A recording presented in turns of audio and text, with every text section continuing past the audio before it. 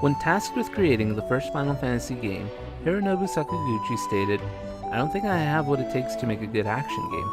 I think I'm better at telling a story." The aftermath of telling a story over developing said action game has resulted in a multimedia franchise which has been running for over 35 years. With the Final Fantasy Pixel Remasters finally releasing on home consoles, now is as good a time of any to go back and re-experience the first title that started it all with a brand new, fresh coat of paint.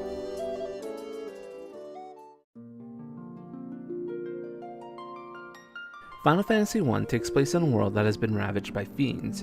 Each fiend has appeared in a 200-year span, and the land has become infertile, the ocean has uncontrollable currents, and the wind has stopped blowing. 4 young travelers appear, each holding a crystal in hand. They arrive at Castle Cornelia as the young warriors seek to cross the continent and need the help of the king to repair the bridge. The story of the first Final Fantasy may seem a bit basic by today's standards, but there are still a few memorable twists sprinkled throughout the game that keep you guessing a bit on where the story is going to go. For fans who started with the later entries, though, they might find a bit of a shock with how few named characters there are in this game. Even more shocking is that the protagonists are those of the silent type, so character progression and growth is almost non-existent.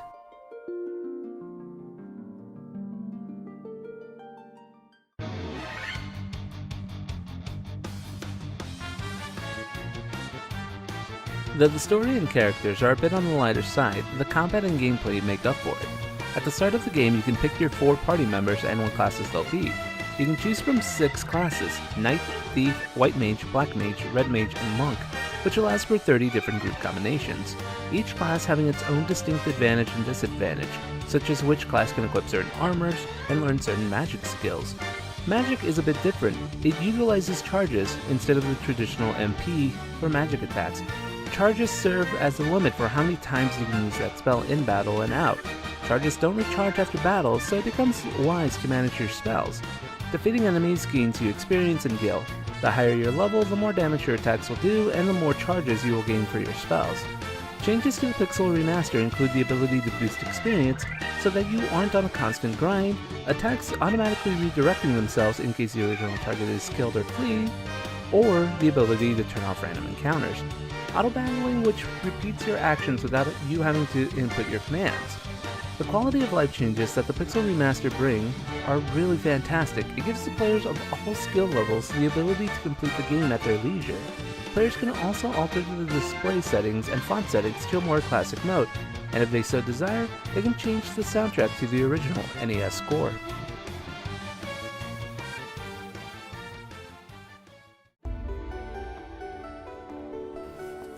Visually, the sprites of the game are crisp and evoke that classic pixel style of RPGs, and it is a much better look than the versions that were previously available on mobile phones a few years back, which up until the Pixel Remastered collection were the latest versions of the games available. The score also receives an amazing overhaul. The sweeping orchestral sound for the battles, dungeons, and overworld are simply amazing, and though there have been several games that have released since the first Final Fantasy, this game boasts no shortage of amazing themes. From the Chaos Shrine to Matoya's Cave, this soundtrack is full of bangers. With Final Fantasy I being an older RPG, it is lacking in many areas that its predecessors have improved on since its initial release. There are very few other characters to interact with or even talk to, and with the protagonist being silent, there is no character development or growth, aside from gaining levels. Also missing in the Pixel Remaster are the additional dungeons that were introduced in other versions of Final Fantasy I. With the game being a bit on the shorter end, the missing extra content is definitely felt.